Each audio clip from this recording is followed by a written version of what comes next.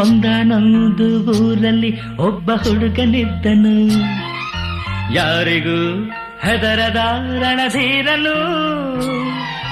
ರಾವಣನಂಥವನೊಬ್ಬ ಅವನ ಸಾಕುತ್ತಿದ್ದನು, ಕಾರಣ ಹುಡುಗನು ಅನಾಥನು.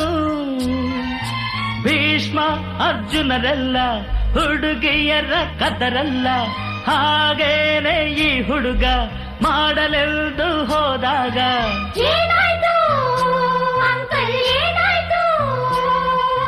ಪ್ರೀತಿಯ ಕಡಲಲ್ಲಿ ಬಿದ್ದನೋ.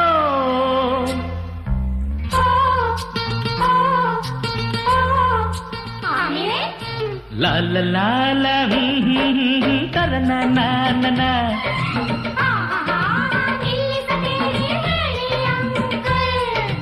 ಆ ಪ್ರೀತಿಯ ಕಡಲಿನ ಬಳಿಗೆ ಎಲ್ಲರೂ ಹೋಗೋ